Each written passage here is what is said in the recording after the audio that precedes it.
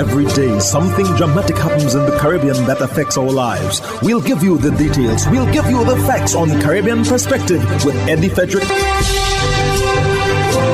Host Eddie Frederick. So glad you can join us. Cuban Doctors nominated for Nobel Prize. This story takes the lead in our 1021st edition of Caribbean Perspective for Tuesday, 5th January 2021. Details when we return.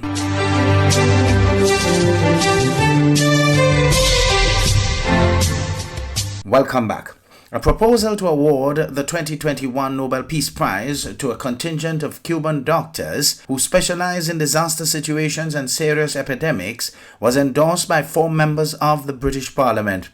According to the official site of the Cuban Solidarity Campaign in the United Kingdom, the 4 members of the House of Commons, Paula Barker, Ian Burns, Dan Carden and Jim Johnson, highlighted the humanitarian aid provided by Cuba and the Henry Reeve International Contingent of Doctors. With the 4 formal nominations of the legislators, 16 requests submitted by the British parliamentarians are accumulated, to which another 8 were sent by academics from the United Kingdom. Nominations for the Nobel Peace Prize have a deadline of January 31st of each year and can only be made by parliamentarians, academics, awardees, judges of the International Court, and active or retired members of the committee. The Cuban Ministry of Foreign Affairs said that since its creation in 2005, the Henry Reeve International Contingent of Doctors specialized in disaster situations and serious epidemics has saved hundreds of thousands of lives in areas of Africa, Latin America, the Caribbean, and Asia, which have been hit by earthquakes, hurricanes, floods, and epidemics. In other news, licensing officers have been suspended in Trinidad and Tobago, but not 20 of them. Transport Commissioner Clive Clark tells TV6 the figure quoted in a newspaper headline and attributed to the Minister of Works a few days ago was exaggerated as a result of the minister's strong feelings on the matter. TV6's Vanessa Cutting reports. Transport Commissioner Clive Clark confirms that at this time, there are 3 employees of the Transport Division on suspension as a result of ongoing investigations into fraud. Currently, let me just let you know, we have 2 officers on suspension. We have, that's 2 licensing officers, or transport officers if you call them, and we have 1 motor vehicle attendant on suspension. Works and Transport Minister Rowan Sinanan was recently quoted by one daily newspaper as having put that figure at 20. However, the Commissioner says the 3 may soon be joined by several more of their colleagues as the investigations unfold.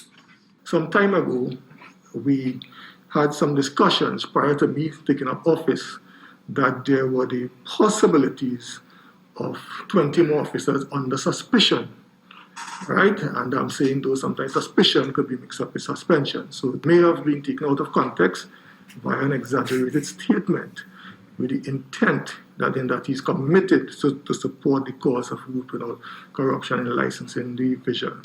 The Commissioner tells TV6 ongoing IT upgrades to the division's systems have already augured well for the organization, not only in terms of efficiency and productivity, but also for weeding out corruption. I can monitor for home certain staff transactions at each side. So I know when St. James start late. I know when Port of Spain start late. And I can now call and say this is what is happening.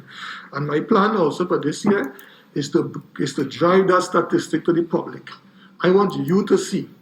And you should be asking me how much permit was produced in St. James today, how much permit was produced in Point 14, how much vehicle was registered. And you will be, and those information will be made available very soon to the public because we already have it sitting there. The division expects to complete the upgrades to its systems in this financial year. Vanessa Cutting, TV6 News. Vanessa Cutting again reports that even if it's a new year, 2021, some things remain the same. 2.5 years since the closure of the Petrotrin refinery, Trinidad and Tobago still does not have an operational refinery, and there is still no confirmation that the assets will go to Patriotic. Still, they remain hopeful that this year will be their year. It's now exactly 2 months since Patriotic's refinery proposal was sent to a cabinet subcommittee for re-evaluation on the Prime Minister's request. and 1 month since the findings were submitted to Cabinet. But today, January 2nd, 2021, Patriotic is still no closer to knowing whether their proposal has been accepted. So what is the latest that Patriotic has heard from the government? Well, we have not heard anything as yet, so we are hopeful that we'll hear something very soon in the new year. Did you all send any correspondence asking for an update or anything? What was the last correspondence that you would have had? The last would have been the presentation of our proposal to the committee. It was really for the committee to make their recommendations to the government. Last October, Patriotic found out that government had rejected its proposal for the refinery, along with the rest of the country, via live press conference. TV6 asked how long Patriotic intends to wait with the hope that they get a favorable response. I think within a reasonable time. We are still hopeful that we will get a positive response early in the new year. Attempts to contact the Minister of Energy were unsuccessful. Renessa Cutting, TV6 News. You're listening to Caribbean Perspective with Eddie Frederick.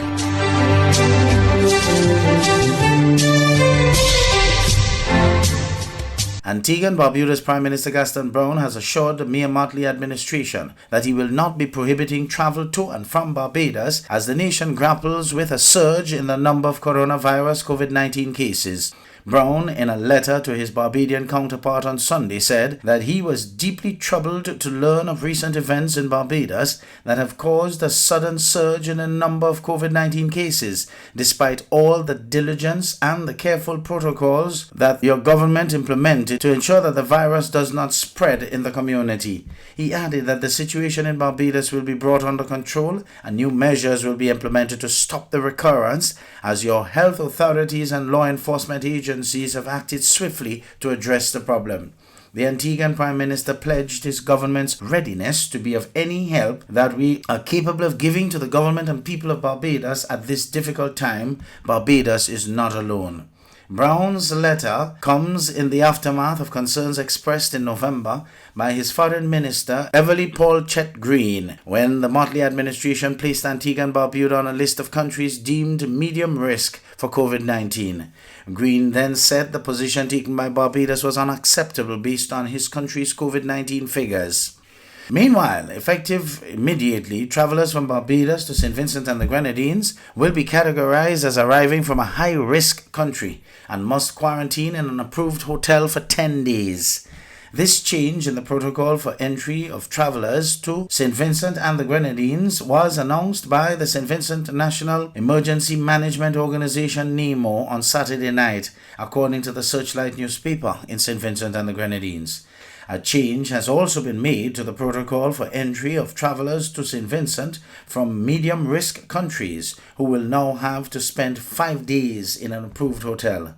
The change in categorization of Barbados from medium risk to high risk comes just hours after the Barbados government announced that over the past 2 days, almost 200 people tested positive for the coronavirus COVID-19, and that public health officials are investigating at least 3 clusters, one of which is a super spreader event accounting for the majority of new cases.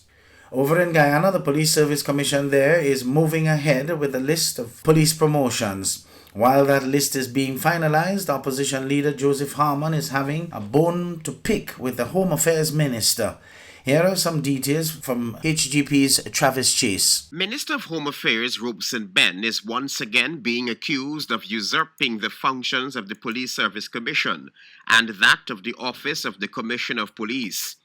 That accusation is being leveled by the leader of the opposition, Joseph Harmon. Minister Ben has reportedly written Police Commissioner Acting Nigel Hoppy, asking that a number of senior officers who are eligible for promotion come December 31 be investigated. Ben wants the investigation to be handled by the Criminal Investigations Department and the Special Organized Crime Unit. According to Harmon, Minister Ben is overstepping his boundaries. Well, I think it's very unfortunate that Mr. Ben would seek to get involved in police administration. The minister's duty has to do with policy. The operational deployment and use of the force is the responsibility of the Commissioner of Police. Dereliction of duties, trafficking in persons, and perverting the course of justice are some of the allegations being leveled against the senior ranks, just as the Police Service Commission is preparing to announce ranks who have been promoted. And so any investigation that is to be done should be launched by the Commissioner of Police, not by Mr. Ben. I've spoken about this matter before, where Mr. Ben is getting himself involved in police work. You recall when those persons from GCOM were being investigated at CID, that he himself intervened. So we have to be careful that this minister doesn't see himself as a police corporal or a sergeant of police and trying to do police work. Repeated calls and messages to the acting commissioner of police went unanswered. For the opposition leader, something sinister is afoot. Those investigations are, in my view, designed to prevent people who are entitled to promotion from getting their promotions. And I trust that the Police Service Commission, who should by now have already done their work, will proceed to publish the list of persons who are eligible for promotion. This is a sleight of the hand. This is a backdoor entry to allow for some persons who might not be entitled to promotion to try to get them to slide in by superseding those persons who are there. Nightly News has been reliably informed that the Police Service Commission will go ahead with publishing the names of those ranks promoted following a special meeting convened on Wednesday to finalize the list. Guyana's constitution at Article 2121 vests the Police Service Commission with the power to make appointments to any offices in the police force of or above the rank of inspector, the power to exercise disciplinary control over persons holding or acting in such offices, and the power to remove such from office. Travis Chase, HGP Nightly News.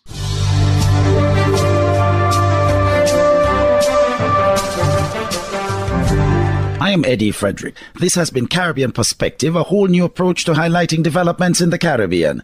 In the meantime, please continue to log on to CaribbeanPerspective.com for more daily news and more.